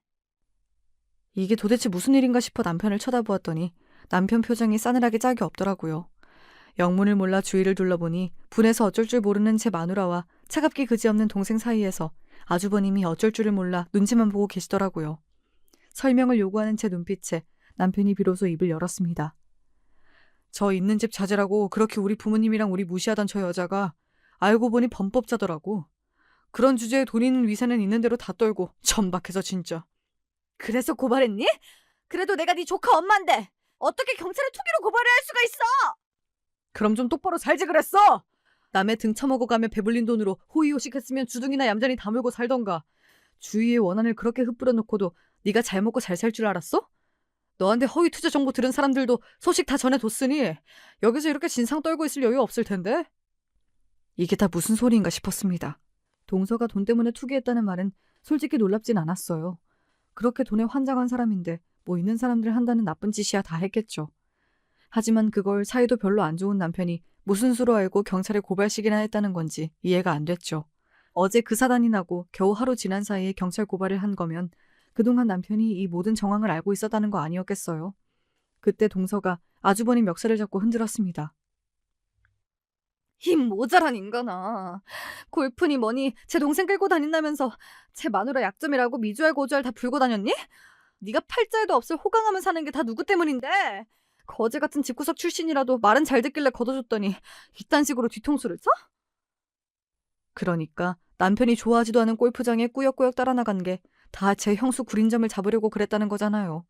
저 사람이 저리 치밀한 사람이었나 싶어 소름이 다 끼치더라고요. 제 마누라한테 멱살을 잡힌 게 억울하다는 듯이 아주버님이 말했습니다. 너 아무리 이 사람한테 감정이 안 좋아도 그렇지. 그렇다고 어떻게 형수를 고발까지 해? 너 우리 우진이 봐서라도 그러면 안 되지. 형도 정신 똑바로 차려. 우진이도 저런 인간으로 키울 셈이야? 제 마누라가 천방지축으로 부모님이고 형제 재수씨까지 업신여기며 사람 취급도 안 하는 꼴을 보고도 그저 돈 쓰는 데에만 재미 들여서 지금껏 이 꼴을 방관해놓고는 형은 입이 10개라도 할 말이 없어. 양친이 다 저 모양이니 우진이 앞날이 어떻겠어? 이만하면 남편도 많이 참았죠. 애초에 우리를 가족 취급해준 적도 없는데 사실 동서한테야 의리라고 할 것도 없었습니다. 그리고 남편 말처럼 죄 지은 게 있으면 벌 받아야 한다는 생각은 저도 마찬가지였습니다. 애초에 본인이 잘못한 게 없었으면 지금 이 꼴 당할 일도 없는 거잖아요. 다 자업자득이죠. 시댁 식구들 없이 산다고 만만하게 생각하면서 무시한 거 여기 아무도 모르는 사람이 없는데. 되지도 않는 가족 타령하지 말고 더러운 꼴은 이쯤 보고 이만 인연 끊읍시다. 당신같이 천박한 인간한테 내 부모 무시당하는 꼴도 더는 보고 싶지 않고 내 아내하고 댁 같은 인간 어울리게 할 생각도 추호도 없으니까 우리 가족 아무도 당신 반기는 사람 없어. 그러고는 제 형과 형수를 문전박대하고는 저만 쏙 데리고 남편이 집으로 들어왔어요. 그러고도 한참을 흥분해서 숨을 못 고르고 있는 남편을 보자니 그간 남편이 얼마나 참았을지 모를 수가 없어 그저 남편을 꼭 안아주었습니다. 사안이 사안이다 보니 시댁에도 금세 소식이 전해졌어요. 동서의 만행에 제가 어떤 일까지 겪었는지 들으신 시부모님이 제 앞에서 고개를 못 드셨습니다. 그저 집안에 분란 일으키지 않을 생각으로 어른들이 참기만 하니 첫째가 너한테도 그럴 수 있다는 걸 생각지 못해 너까지 험한 일을 겪게 만들었구나. 우리가 참 네 얼굴 볼 낯이 없다. 아무리 껄끄러워도 어른으로서 해야 할 말은 해야 했는데 우리가 제 몫을 못해서 너희 내외가 이런 일까지 하게 만들었어. 정말 미안하다, 아가. 그간 동서 때문에 시부모님도 적잖이 마음고생을 하신 걸 알고 있기에 두 분 사과를 듣고 있자니 송구스러웠습니다. 저희 사이가 이렇게 틀어졌는데도 동선에 편들지 않고 전적으로 저희 편을 들어주신 것만 해도 감사했어요. 그렇게 동서와 시댁 간의 교류도 끊어지게 되면서 저 역시 더는 돈밖에 모르고 사람 괄시하는 동서와 엮일 일이 없어졌죠. 남편이 동서의 부동산 투기를 고발한 것이 본격적으로 경찰 조사 착수에 들어가면서 동서도 혐의를 피하기 어려워졌어요. 그 과정에서 동서가 끌어들인 사람들도 제법 되는 모양인지 한동안 동서 집이 시끄러웠다는 얘기를 전해 들었습니다. 그래봤자 우리나라 경제사범 형량이라는 게 그렇게 높은 편도 아니고 부자가 망해도 3대는 간다고 하던데 자기가 갖고 있던 돈들 다 보상금으로 털어도 친정에 돈이 많으니 동서가 당장 망할 일이야 없겠지요. 하지만 시댁이나 저희 부부는 물론 제 남편과도 틀어졌으니 속이 멀쩡할 리는 없었습니다. 아주버님도 동서 만행으로 제 부모 형제와 모두 척지게 되었는데 제 부인이 곱게 보일 리가 없겠죠. 우진이 때문에 완전히 갈라서진 못해도 두 사람이 지속적으로 불화를 겪으며 별거와 재결합을 반복한다는 소식을 전해들은 건 남편으로부터였습니다. 그래도 완전히 제 핏줄에게서 돌아설 수는 없었던 모양인지 가끔 술에 잔뜩 취한 아주버님이 남편에게 연락을 해오시거든요. 남편 반응이야 여전히 싸늘하지만 말입니다. 이것도 거의 10년이 다 된 일이에요. 영 좋지 못한 결말로 끝나긴 했습니다만 말끝마다 돈 하면서 사람 괄시하던 꼴 안 당하게 되니 솔직히 지내기 편하긴 합니다. 그간 저희 부부한테도 아이가 둘이나 생기면서 동선에 생각할 겨를도 없긴 했고요. 가끔 양쪽 부모 모두 미덥지 못한 우진이 생각에 마음이 씁쓸한 것만 빼면 말이죠. 아무래도 부모가 되고 나니 제 아이 또래 아이들은 다 애틋해 보여서 더 그런가 봐요. 이것도 결혼하지 않았더라면 겪을 일 없는 일이다 보니 참 결혼이라는 게 쉬운 일만은 아니라는 생각도 듭니다. 동서 때문에 생각지 못한 고생을 하고 결국은 남처럼 살게 된 제 이야기는 여기까지예요. 여러분들은 이왕이면 좋은 동서 만나 사시길 바라면서 이야기 마칠게요. 들어주셔서 감사해요.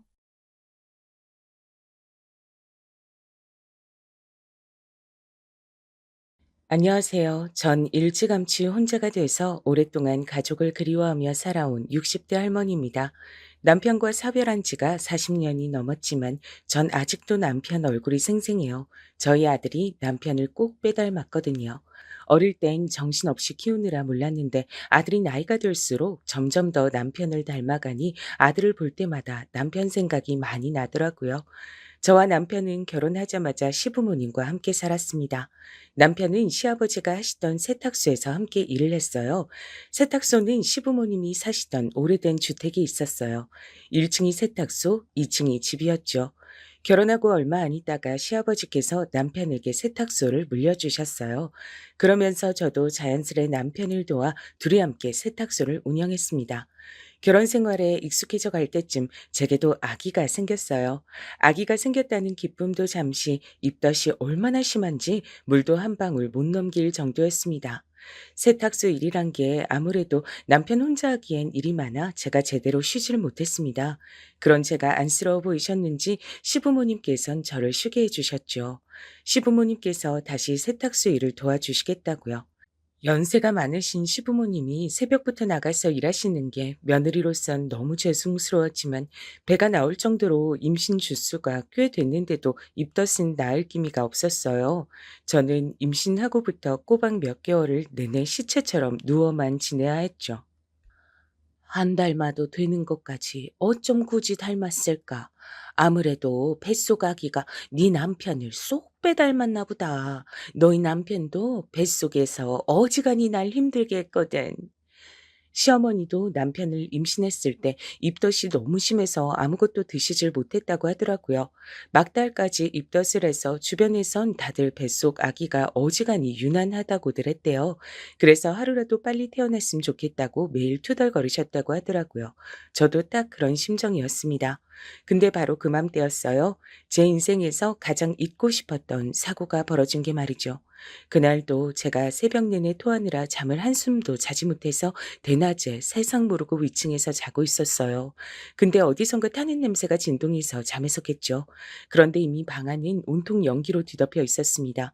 어디선가 불이 난 것 같았어요. 전 너무 놀라 다급하게 계단을 뛰어내려갔습니다. 근데 이미 1층은 시꺼먼 불길로 앞이 하나도 보이질 않았습니다. 전 순간 머리가 핑 돌았죠. 그러곤 휘청하며 발을 헛디디는 바람에 미끄러지면서 계단 아래로 굴러떨어지고 말았습니다. 전 그대로 정신을 잃었습니다. 저는 계단에서 굴러떨어진 이후에 기억이 전혀 없어요.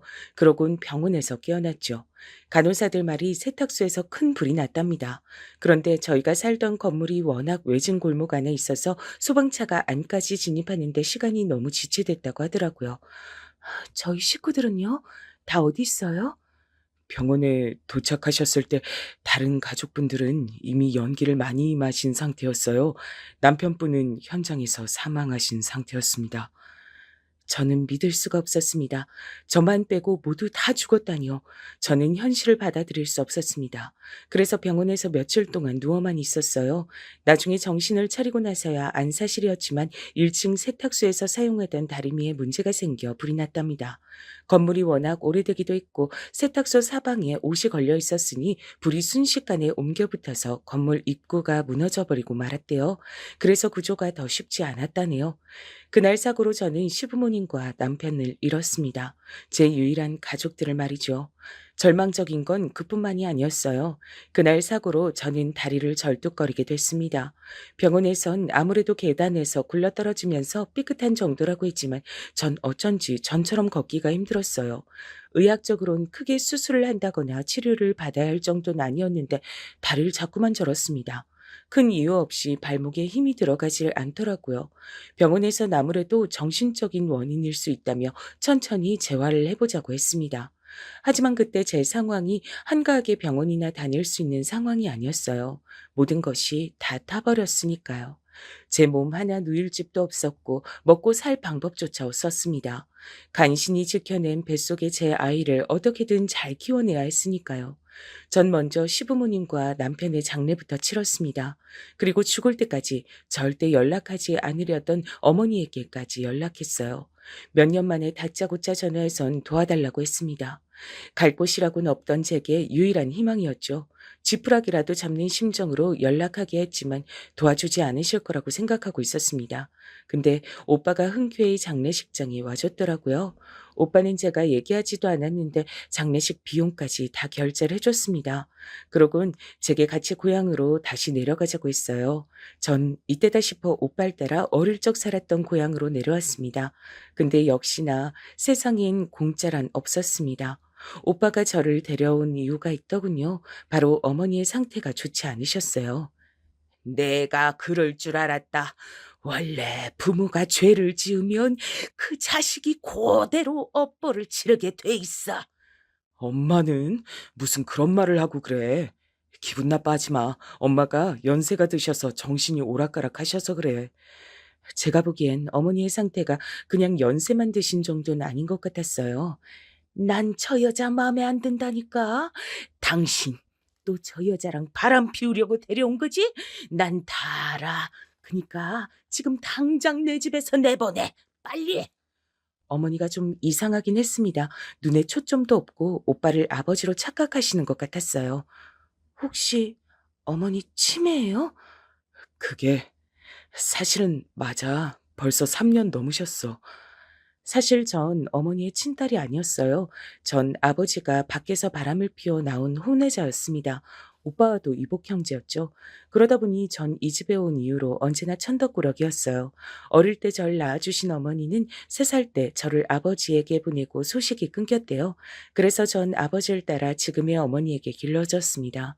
아버지가 살아계실 땐 어머니도 오빠도 제게 잘해주셨어요.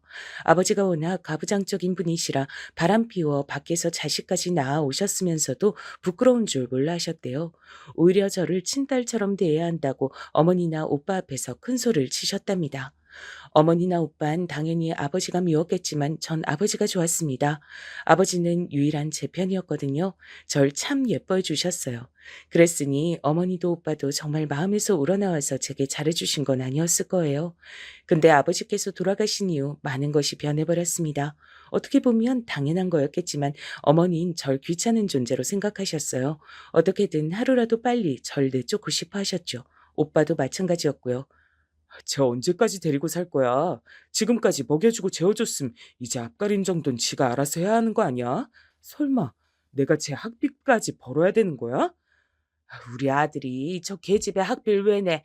걱정하지 마. 중학교 졸업하면 몇 년 밥값 좀 시키다가 데려가겠다는 집 있음 바로 시집 보내버릴 거니까. 아버지의 49제가 끝나자마자 15도 안 된 애한테 설거지 시켜놓고는 제가 듣든지 말든지 막말을 해대더라고요.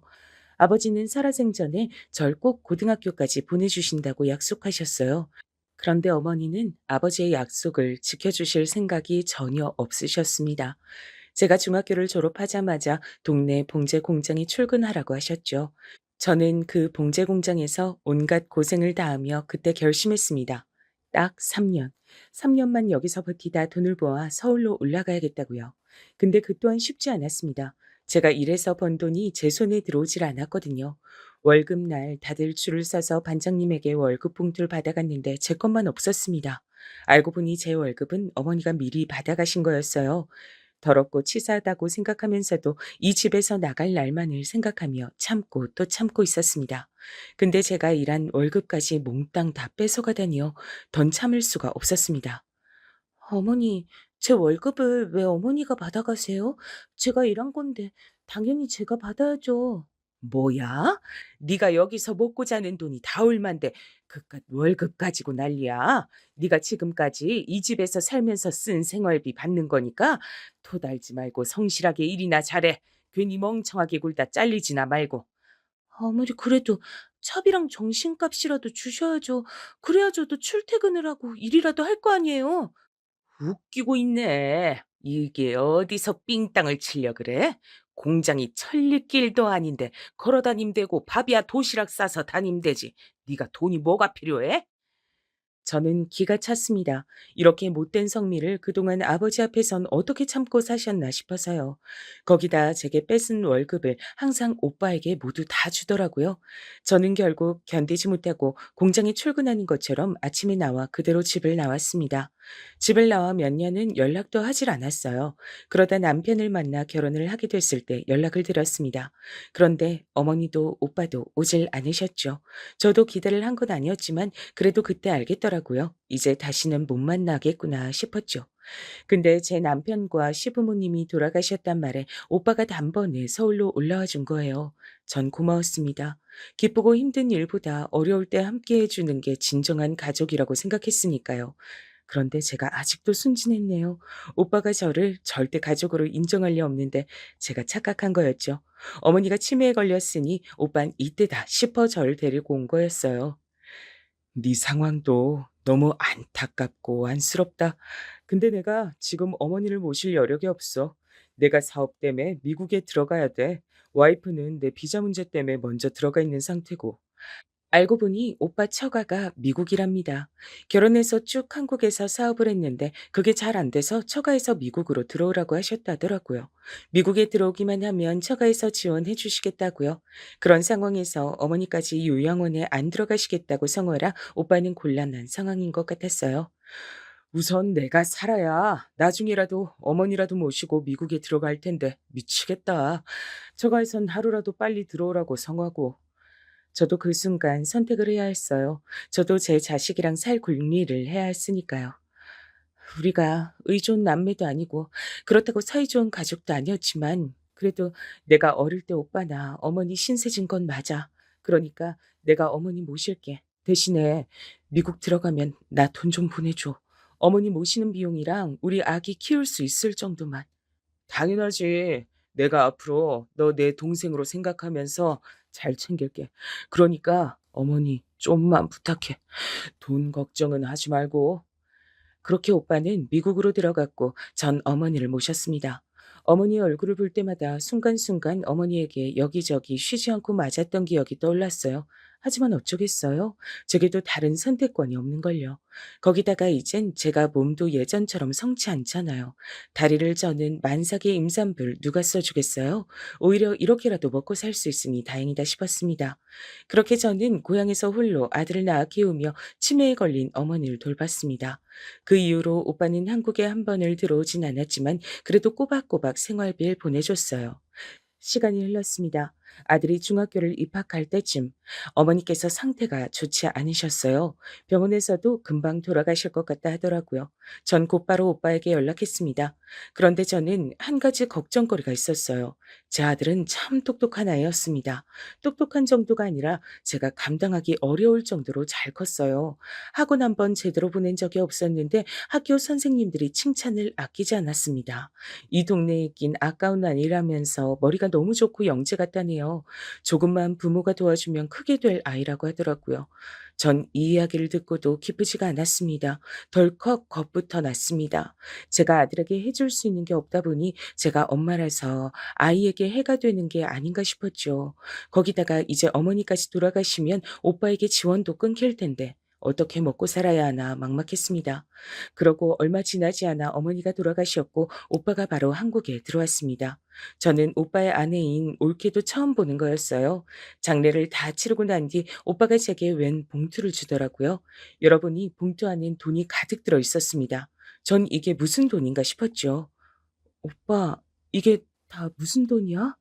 뭐긴 뭐야. 돈이지. 네가 그동안 어머니 돌보느라 고생 많이 했잖아. 이 정도면 작은 방 한 칸 보증금이랑 가게 하나 낼 정도는 될 거야. 믿기지 않았습니다. 전 언제나 혼자인 줄로만 알았는데 그래도 열심히 살다 보니 이런 날도 다 있네요. 근데 제가 또 속을 뻔했습니다. 세상엔 공짜가 없는데 제가 덥석 이 돈을 받을 뻔했어요. 제가 종종 오빠에게 연락이 오면 아들 얘기를 한 적이 있었어요. 학교 선생님들이 아들에 대해 한 이야기나 반장이며 전교 회장까지 하는데 제가 해줄 수 있는 게 너무 없단 하소연도 했었죠. 근데 오빠가 머뭇거리다 제게 한 가지 제안을 하더라고요. 너도 알다시피 우리 부부한테 아이가 없잖아. 그래서 와이프랑 입양도 많이 고민했는데 그럴 바에야 우리가 네 아들을 미국으로 데려가는 게 어떨까 싶어. 너도 혼자 고생할 만큼 했는데 앞으로 더 네 아들 감당하기 힘들 거 아니냐. 오빠, 제정신이야? 지금 이 돈으로 내 아들을 사가겠단 거야? 그렇게 예민하게 생각할 것 없어. 넌 내 어머니 돌봐줬잖아. 그니까 나도 네 아들 돌봐줄 수도 있는 거지 뭘 그래. 저는 그 자리에서 바로 돈 봉투를 던져버렸습니다. 그런데 오빠는 제 손까지 잡으며 사정했어요. 오빠 부부도 아이를 가져보려고 별의별 노력을 다 해봤지만 다 실패하고 나이만 먹어버렸답니다. 그런데 이제와 어린아이를 입양해 키우는 것도 무리였고 그렇다고 어느 부모 자식인지도 모르는 다 큰 아이를 입양한다는 것도 쉬운 일이 아니라고요. 똑똑한 애가 한국에서 빛도 못 보고 굳이 고생하게 할 필요 없잖아. 그리고 내가 남이야? 삼촌인데 조카한테 그 정도 해줄 수도 있지. 아무리 그래도 그 먼 미국을 거기가 어디라고 내 아들을 보내. 아가씨, 내가 지금까지 남처럼 살면서 시어머니 맡겨두고도 한 번 들여와 보지도 않아서 너무 미안해요. 그니까 이번 기회에 아들은 나한테 맡겨요. 내가 진짜 내 아들처럼 금이야 오기야 키울게요. 그러고 나서 다 크면 우리가 한국에 데리고 들어오면 되잖아요. 내가 데려간다고 진짜 엄마가 바뀌는 것도 아닌데 뭘 걱정해요. 말 같지도 않은 소리 하지 마요. 난 내 아들 절대 남한테 못 보내요. 엄마, 나 가고 싶어. 삼촌 따라서 미국 가면 안 돼? 그때였습니다. 자는 줄 알았던 아들이 언제부터 어른들 얘기를 듣고 있었는지 일어나서는 삼촌을 따라가겠다고 하더라고요. 너 그게 무슨 소린 줄을 알고 하는 거야? 앞으로 엄마를 영영 못 만날 수도 있단 거야. 그런데도 정말 미국에 가겠다고? 나 공부하고 싶어, 엄마. 내가 약속할게. 내가 훨씬 더 훌륭하고 멋진 어른 돼서 엄마 호강시켜 줄게. 저는 너무 놀랐습니다. 아들이 제품을 떠나고 싶어 한다는 사실을 인정하고 싶지 않았죠. 호강은 무슨 호강? 엄마 그런 거 하나도 필요 없어. 아들이랑 떨어져 사는데 그런 게 다 무슨 소용이야. 그럼 어떻게 사는데? 이제 할머니도 돌아가셔서 살 집도 없는데 나랑 엄마랑 둘이 꼭 껴안고 길거리에서 살아? 우리가 왜 길거리에서 살아? 엄마가 뭘 해서든 너 공부시킬 거야. 엄마 힘으로 미국 보내줄 거니까 걱정하지 마. 나 작년에 학교에서 대표로 일본에 경시대회 보러 가는 것도 비행기 표만 사면 되는데 그것도 엄마 돈 없어서 못 보내줬잖아. 그런데 미국을 어떻게 보내줘? 가슴이 찢어진다는 게 바로 이런 기분이었네요. 아들 말이 다 맞았어요. 아직도 세상을 모르는 건 저였습니다. 저보다 아들이 더 현실을 잘 알고 있었어요. 그제야 저도 생각이 났습니다. 얼마 전에 아들이 학교 대표로 일본으로 경시대회를 가야 한다고 했을 때 전 너무도 당연하게 못 간다고 말했어요. 우리 형편에 지금 일본을 어떻게 가냐고요. 아들은 그럴 줄 알았다고 했어요. 혹시나 해서 그냥 말해본 거라고요. 지금 와 생각해보니 당연한 것이 아니었습니다. 아들이 제 아들이라서 그게 당연한 것이 된 거예요. 아들이 제 아들이 아니었음 당연할 리 없었죠. 다 제 잘못이었습니다. 저야 배운 것 없다고 할 줄 아는 것이라고는 없으니 이렇게 살아도 되지만 제 아들은 아닙니다. 제 아들은 저보다 더 훨씬 똑똑하고 대단한 아이였거든요. 저는 제 인생에서 가장 큰 결심을 해야 했습니다. 아들을 미국으로 보내기로 했어요. 오빠와 올케 언닌 제 아들을 입양했습니다. 옛날엔 조카를 제 자식처럼 데려다 키우는 일이 많았다면서 오빠는 저를 애써 위로했습니다. 그냥 몇 년 미국에 유학 보냈다고 생각하라면서요. 저는 아들을 보내고 하루도 마음 편히 잘 수 없었습니다. 하지만 오빠 말대로 유학을 보냈다고 생각하려고 했었어요. 남들은 가고 싶어도 못 가는 미국인데 우리 아들은 운이 좋았다고 생각하기로 했죠. 아들은 그렇게 제 곁을 떠나 유학길에 올랐습니다. 오빠는 저에게 절대 부담 갖지 말라고 했지만 어디 그럴 수가 있나요? 저는 한국에서 쉬지 않고 일했습니다. 아들을 멀리 보냈다는 마음을 어떻게든 채우기 위해 조리원에 취직해 일했어요. 작고 꼬물거리는 아이들을 돌보다 보면 헛헛했던 마음이 그나마 위로가 되더라고요. 그리고 제가 받는 돈의 80%는 무조건 아들에게 보냈습니다. 그래야 제 마음이 편했어요. 근데 그때 이후로 전 제 아들을 만나지 못했습니다. 꼬박 20년을요. 처음 미국에 갔을 때는 제게 전화도 자주 하고 올케 언니도 사진도 자주 보내줬어요. 전화상으론 오빠나 올케가 옆에 있으니 힘든 일이 있어도 혹시나 솔직하게 말하지 못할까 봐 제가 가끔 집으로 편지도 보냈죠. 제 아들은 미국에서도 잘 지내더라고요. 공부도 공부지만 운동까지 잘해서 서양 아이들 사이에서도 단연 돋보이는 아이로 자랐답니다. 법대 들어간다고 하면 장학금까지 받을 수 있을 것 같은데 다니엘이 꼭 그 힘든 의대를 가겠다네요. 암튼 제 아들이지만 참 기특해요. 그래요. 대단하네요. 올케가 정말 고생 많았어요. 감사해요. 너무 기쁘고 기특하고 대견했지만 어떤지 씁쓸한 마음은 감출 수가 없었습니다. 제 아들이지만 제 아들이 아니었으니까요. 올케 입에서 다니엘이란 이름이 나올 때마다 가슴이 욱신거렸습니다. 그런데 시간이 갈수록 제 아들이 맞긴 한가 싶었습니다. 대학에 들어갔다는 이야기를 듣고 나서부턴 연락이 되질 않았으니까요. 전화해도 의대생이 좀 바쁘냐며 학교 기숙사에서 먹고 잔다고 하더라고요. 나중엔 올케가 아들 휴대폰 번호를 알려주긴 했지만 워낙 전화비가 비싸다 보니 한번 걸기도 쉽지 않았어요. 아들, 왜 이렇게 목소리 듣기가 힘들어? 엄마 안 보고 싶어? 거의 매일 3시간씩 자면서 공부만 해야 해서 아무 생각도 없어요. 어머니도 출근하시려면 주무셔야죠. 또 전화 드릴게요. 얼른 주무세요. 그래. 너도 잠 좀 자. 힘들어도 밥은 꼭 챙겨 먹고. 아들은 언제부턴가 제 안부를 묻지 않았습니다. 그리고 더는 제가 보고 싶단 말도 하질 않았죠. 완벽한 미국 의대생이 돼 있었죠. 전 때가 왔다고 생각했습니다. 이제는 아들을 진심으로 기쁘게 보내줘야 할 때 말이죠. 저도 아예 기대하지 않은 건 아니었어요. 그래도 낳아준 친엄마가 한국에 버젓이 있으니 고등학교만 미국에서 보내고 혹시나 대학은 한국에 온다고 하진 않을까, 대학을 마치고 나면 취직은 한국에서 한다고 하지 않을까 하는 일말의 기대를 하기도 했습니다. 그런데 역시나 아들은 춥고 배고픈 한국이 아닌 따뜻한 미국을 선택했더군요.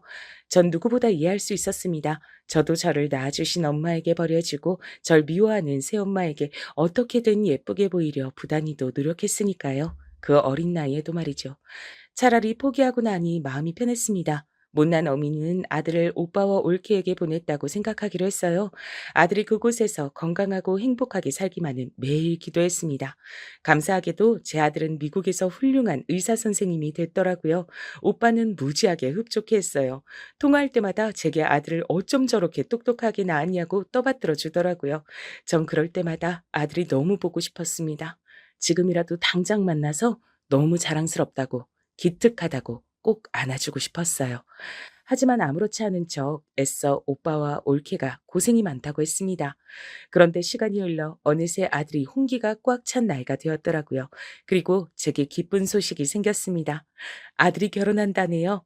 그리고 더 기뻤던 건 결혼한다는 여자친구가 미국에서 만났기야 했지만 한국인이란 겁니다. 여자친구네 집안도 다 한국에서 의사라 결혼해서 한국에서 살길 바란대요. 그래서 제 아들이 곧 한국에 들어온답니다. 이게 얼마만인지 계산도 되질 않았어요. 아마 만나도 내 아들이 맞나 알아볼 수나 있을까 싶었죠. 근데 문제가 있었습니다. 사돈이 될 집에서 제 아들을 오빠의 아들로 알고 있대요. 심지어 상견례까지 했답니다. 제게 말 한마디 하지 않고요. 어떻게 보면 당연한 거였지만 아예 제 존재 자체를 모른단 건 저도 속상하긴 하더군요. 제가 오빠에게 그런 기색을 보였더니 오빠가 오히려 버럭하더군요.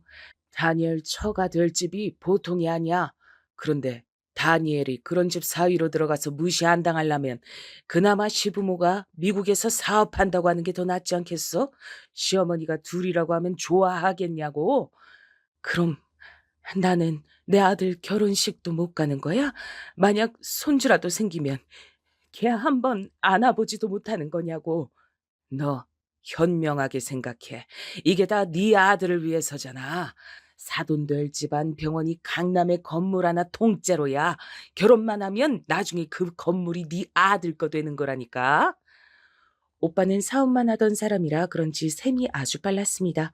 저는 지금 당장 제 아들을 아들이라 부르지 못하는 상황이 너무나 속상했지만 오빠는 벌써 사돈네 병원 건물까지 얘기하더라고요. 너, 네 아들 이미 미국에 보냈을 때 이런 거 다 생각한 거 아니었어? 왜 갑자기 멍청하게 울어? 아님 이제 와서 아들 덕이라도 보고 싶은 거야? 오빠는 무슨 말을 그렇게 해? 내가 설마 내 아들 가지고 잘 살아보겠다고 이러는 걸로 보여? 그럼 도대체 왜 그러는데? 안 싸돈 될 사람이 대대로 의사 집안 사람이라 엄청 까칠해. 상견례 날도 얼마나 꼬치꼬치 캐물었는 줄 알아? 나한테도 미국 사업 규모가 어느 정도 되는지까지 묻더라니까. 데니엘이 며느리 될 애를 너무 좋아해. 네 아들 장가는 보내야 할 거 아니야.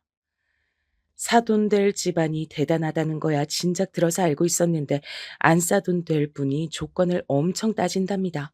오빠가 대학 안 나온 것까지 꼬투리를 잡았대요. 그 순간 저는 제 자신이 너무 초라하게 느껴지더군요. 저는 이 나이에 집 한 채도 없었고 학교도 중학교밖에 못 나왔으니 잘난 아들 옆에 있어봐야 집만 될 게 뻔했어요. 아마 상견례 날 제가 나갔으면 아들을 허락하지 않았을 수도 있겠더군요. 무슨 말인지 알았어. 며느리 될 애 앞이든 사돈 앞이든 절대 나타나지 않을게. 근데 내 아들은 좀 만나게 해줘. 나 우리 아들 너무 보고 싶어. 알았어. 내가 다니엘한테 말해둘게. 미안하다, 동생아. 나도 일이 이렇게 될 줄은 몰랐어. 아니야. 내가 오빠한테 너무 고맙지. 오빠 아니었음 내 아들이 미국에서 그 좋은 대학까지 나오고 어떻게 의사가 됐겠어. 내가 다 갚을 길이 없지. 진심이었습니다. 아무리 자식이 없어서 데려갔다고 해도 친자식도 아닌데 저렇게 훌륭하게 키우기가 어디 쉽나요? 근데 떨어져 있었던 시간이 너무 길었던 걸까요? 그게 아니라면 아들은 이제 던 제가 필요하지 않은 것 같았습니다. 오빠에게 연락이 왔는데 아들이 절 만나지 않겠다고 했대네요. 연락처도 알려주지 말라고 했대요.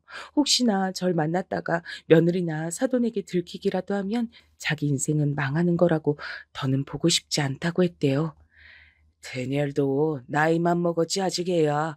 부모 마음을 어떻게 알겠어. 너무 서운해 마. 아무래도 거짓말한 게 들통날까 봐 겁나겠지. 아무리 그래도 내 아들이 어떻게 이래. 정말 나랑 만나기 싫대? 아주 잠깐이면 돼. 한 번만, 딱 한 번만 보고 싶다고 해줘. 저는 오빠에게 애원했습니다. 제 휴대폰 번호를 전해달라고요. 그런데 정말 전화가 오질 않았습니다.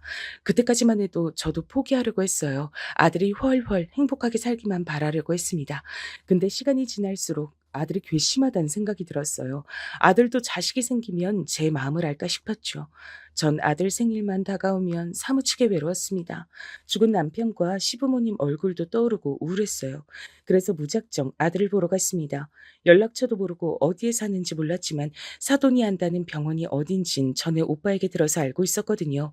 한 건물이 통째로 다 병원 건물이라고 했으니 그 건물 어딘가엔 아들이 있을 것 같았습니다. 병원에 들어서자 전 심장이 뛰었습니다. 이곳 어딘가에 아들이 있을 거라 생각하니 너무 떨리더라고요. 근데 사람의 인연이란 참 신기하더군요.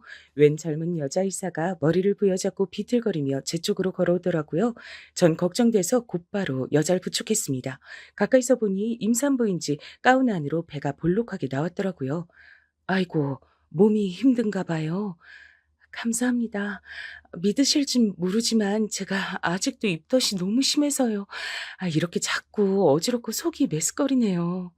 순간 저는 바로 알겠더군요. 바로 이 젊은 여자가 제 며느리란 사실을요. 올케가 보내준 결혼사진에서 본 기억이 났어요. 그리고 무엇보다 배가 나와서도 입덧을 하는 게 제가 아들을 가졌을 때와 증상이 똑같더라고요. 저는 믿어요. 저도 아들 낳을 때까지 내내 입덧했거든요. 와, 정말요? 저는 저만 이러나 싶었어요. 주변엔 그런 사람이 별로 없어서 다들 제가 꾀병 부리는 줄 알거든요. 설마요. 자식 가지고 꾀병 부리는 엄마가 어디 있겠어요. 며느리는 인상이 참 좋았어요. 제가 해준 것도 없는데 연신 감사하다면서 꾸벅 인사라고는 엘리베이터를 타려고 하더라고요. 전 이대로 헤어지고 싶지 않아 따라탔습니다. 근데 마침 며느리 휴대폰이 울리더니 누군가와 통화하더라고요. 옆에서 통화 내용을 들으니 벌써 아기를 키워줄 부모를 구하는 것 같았습니다. 저번에 면접 오신 분은 연세가 너무 많으시더라고요. 적어도 아이를 안고 업고는 하실 정도는 되셔야 하는데 그분은 혼자 식사 한 끼 챙겨 드시기도 힘들어 보이던데요. 네, 네, 알겠습니다. 알아보시고 연락 주세요. 벌써 아기 맡길 사람 찾나 봐요. 네. 저랑 남편이 아기 낳고 바로 미국 들어갈 일이 있어서 한국에서 아이 봐주실 부모가 필요해서요. 엄마, 아빠가 다 미국에 일 들어간다고요? 그럼 아기는 한국에 누구랑 있어요? 저희 부모님 댁에 있을 건데 두 분 다 의사시라 바쁘셔서 집에 상주해 주실 부모가 꼭 필요하거든요. 저도 그 순간 왜 그랬는지 모르겠습니다. 사실 욕심이 생겼어요. 제 손주를 품에 한 번만이라도 안아보고 싶다는 욕심이요. 제가 사실은 조리원에서 일하다가 잠깐 쉬고 있거든요. 부모 일도 할 수 있을 것 같은데 전 어떠세요? 저는 뒷일은 생각도 안 하고 무작정 부모 면접을 봤습니다. 그래도 조리원에서 일한 게 20년 가까이 됐으니 애 보는 거 하나는 자신이 있었죠. 면접은 며느리와 했어요. 혹시나 아들이 나오면 어떡하나 했는데 다행이었죠. 전 오빠에게도 얘기하지 않았습니다. 어차피 아기가 태어나려면 몇 달 남은 상태였고 걸릴 때 걸리더라도 손주 얼굴 한 번만, 딱 한 번만 보고 싶었거든요. 근데 하늘이 제게 주신 기회일까요? 아님 장난일까요? 며느리가 출산하고 난 뒤 제가 며느리의 집에 갔을 땐 아들은 이미 이곳에 없었습니다. 알고 보니 아들이랑 며느리는 미국에 갔다네요. 한국에서 교수 준비를 하고 있었는데 결혼 전에 있었던 병원에서 논문을 마치고 들어와야 한다면서 길면 3년 정도 걸릴 거라고요. 전 좋으면서도 한편으론 걱정이 됐습니다. 아무리 일이 바빠도 애를 낳기만 하고 그 먼 미국으로 가다니 요즘 애들은 참 대단하다 싶었죠. 근데 이 집에서 지내다 보니 왜 그런지도 좀 이해가 되긴 하더라고요. 안 싸더니 애는 꼭 한국에서 키운다고 두고 가라고 난리를 쳤나 보더라고요. 성격이 보통이 아니었어요. 며느리와도 사이가 안 좋아 보였고 사위인 제 아들하고도 안 좋나 보더라고요. 아줌마, 우리 애들 다 미국에 가고 없다고 우리 손주 아무렇게나 막 보면 안 돼요. 내가 다 지켜보고 있으니까. 그럼요. 걱정하지 마세요. 제가 제 손주처럼 살들이 볼게요. 아줌마? 내 손주를 왜 아줌마 손주처럼 봐요? 그러면 안 되죠. 내가 아줌마를 돈 주고 고용한 건데 당연히 주인집 도련님처럼 떠받듯이 모셔야죠. 아, 네, 그렇네요. 주의하겠습니다. 저도 별의별 사람들 다 상대해가며 살았지만 안사돈처럼 개념 없는 사람은 또 처음이었습니다. 저런 사람이 어떻게 의사까지 됐을까 싶더군요. 일하는 사람을 아주 하대했어요. 저 말고도 집에 집안일 해주시는 분이 계셨는데 아주 학을 떼더라고요. 이 집 딸이랑 사위는 아주 사람이 좋은데 저 사모가 아주 몰상식해요. 사위랑 딸이 아기 데리고 미국 들어간다니까 아주 사위를 쥐잡듯이 잡아대더라고. 괜히 미국에서 나쁜 물 들어온대나 어쩐대나 하면서 말도 안 되는 꼬투리까지 잡더래니. 그러니 울며 불며 애까지 두고 간 거죠. 저는 또 한 번 놀랐습니다. 저 재수없는 안사돈이 제 아들을 쥐잡듯이 잡았다네요. 듣기론 사위도 미국에서 공부하고 의사라던데 왜 자기가 이래저래 간섭이래요? 똑똑한 사람이 알아서 하겠지.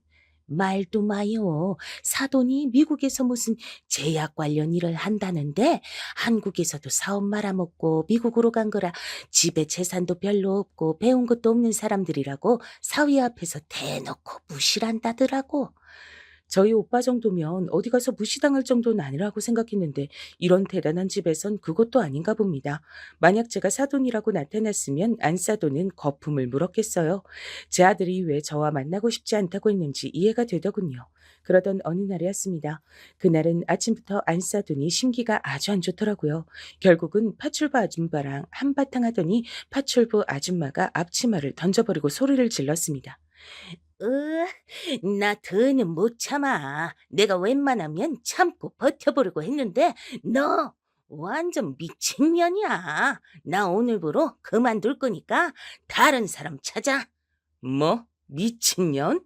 이 옆에 내가 미쳤나? 먹이고 재워줬더니만 감히 뭐?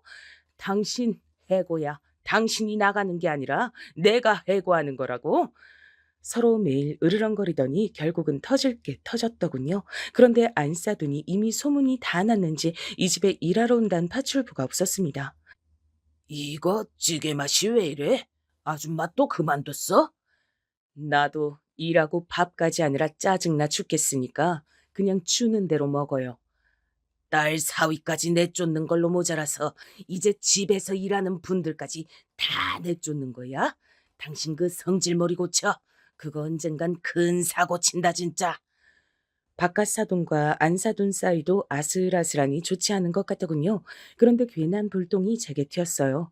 아줌마, 그 나이면 애 보는 거 말고도 집안 살림도 할 줄 알죠?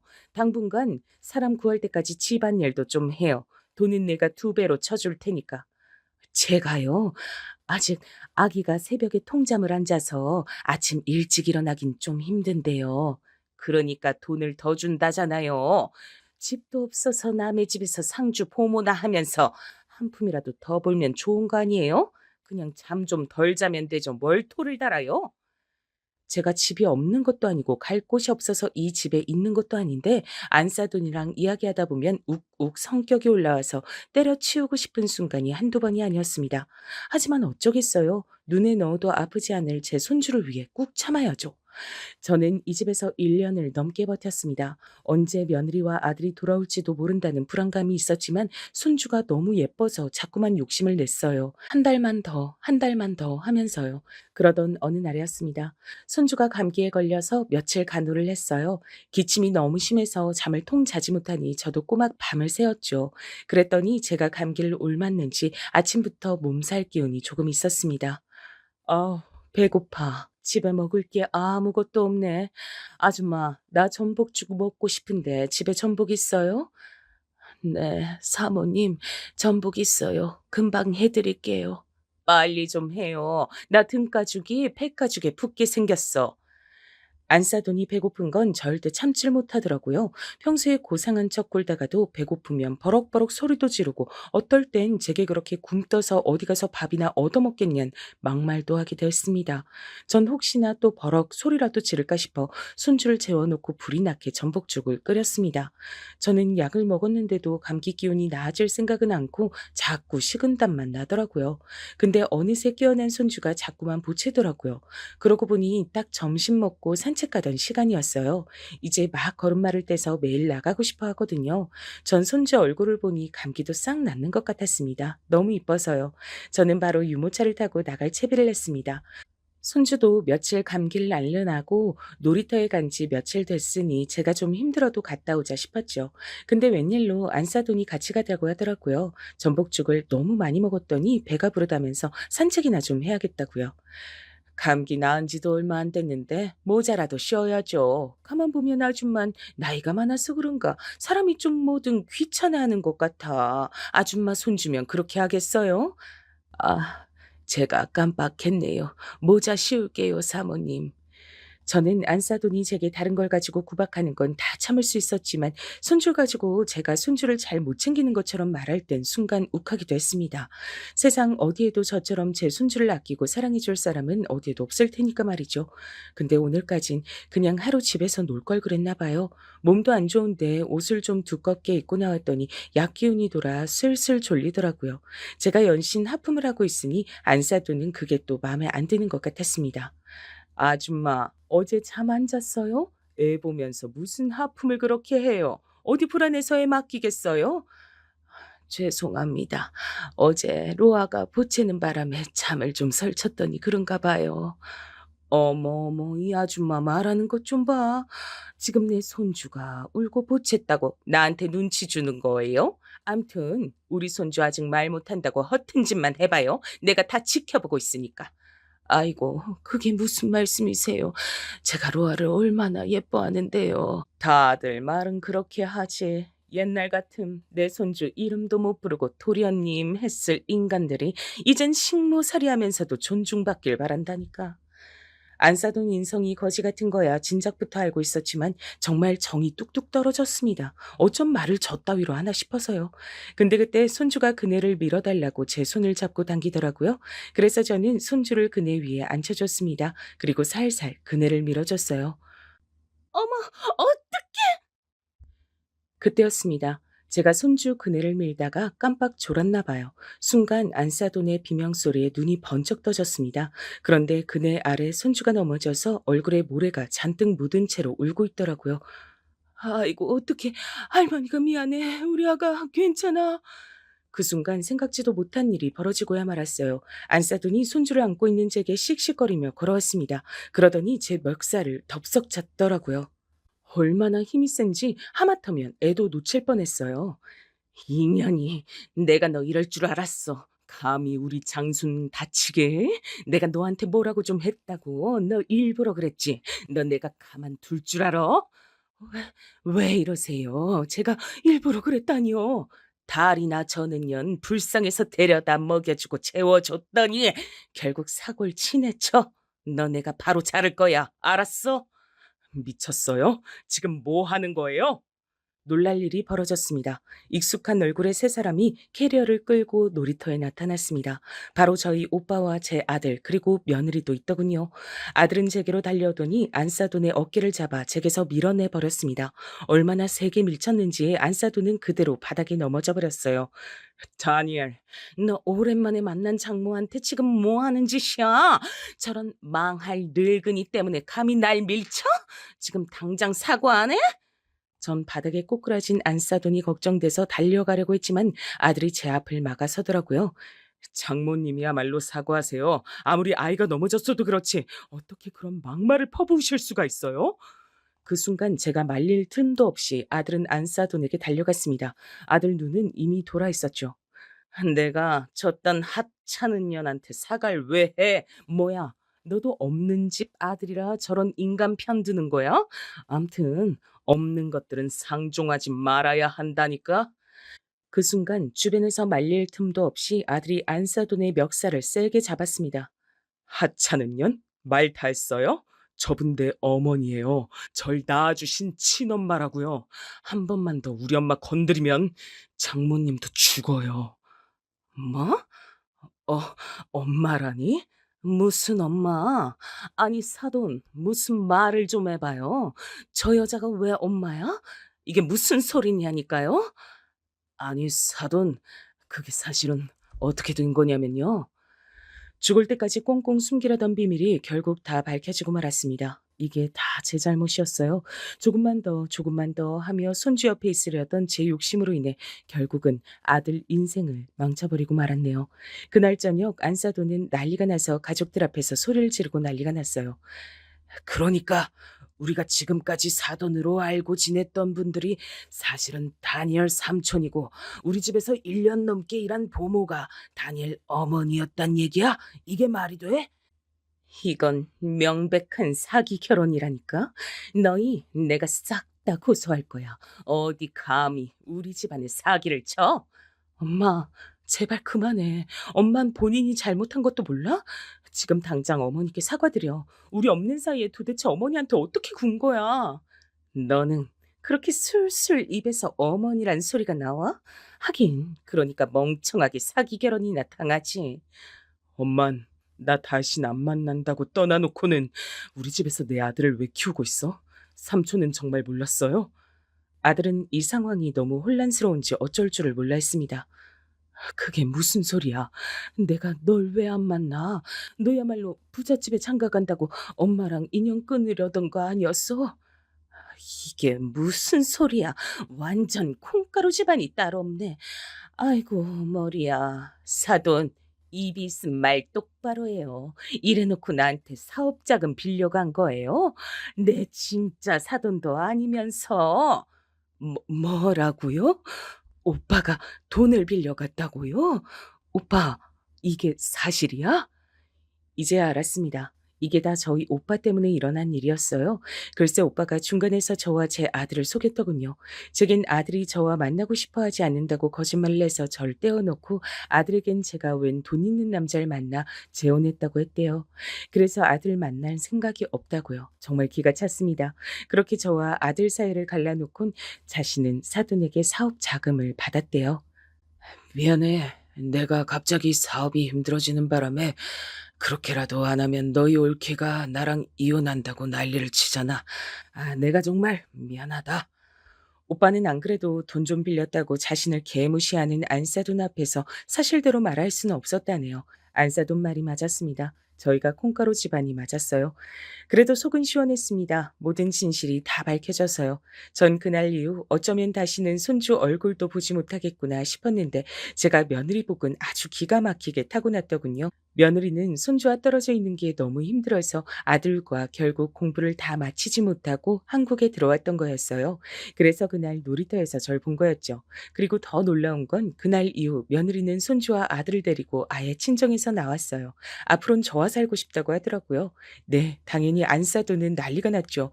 지금 당장이라도 제 아들과 며느리를 갈라놓겠다고 말이죠. 하지만 며느리는 그럴 생각이 없었습니다. 저는 고작 1년 우리 아들이랑 떨어져 있는데도 너무 힘들어서 결국 돌아왔는데 어머니는 그 긴 시간을 도대체 어떻게 참으셨어요? 아무도 제 마음을 이해해 준 적이 없었는데 며느리가 제 마음을 알아주니 전 울컥하더라고요. 그게 내 아들 위하는 길이라고 생각했지 뭐. 근데 지금은 생각이 달라졌어. 가족은 지지고 볶고 살더라도 붙어 살아야 한다는 걸. 네, 그렇게 해서 전 아들과 함께 살게 됐습니다. 손주 6까지 키우면서 말이죠. 아들과 며느리는 처가 병원에서 나와 동네의 작은 병원을 하나 개업했습니다. 아들은 숨통이 트인다면서 이제야 좀 살겠다고 하더라고요. 저희 오빠는 어떻게 됐냐고요? 오빠는 미국에 돌아가기 전에 제게 미안하다고 울고불며 사과를 했어요. 그리고 전 용서해줬습니다. 물론 오빠가 잘못하긴 했지만 그래도 지금까지 제 아들을 저렇게 훌륭하게 키워준 건 아무래도 오빠 공이 컸으니까요. 이제 저는 아침에 눈을 뜨면 아들 아침밥도 차려줄 수 있고 손주 어린이집에도 데려다 줄 수 있습니다. 이게 다 며느리 덕이었어요. 저는 바로 지금이 제가 살아온 평생 중에 가장 행복한 순간이랍니다.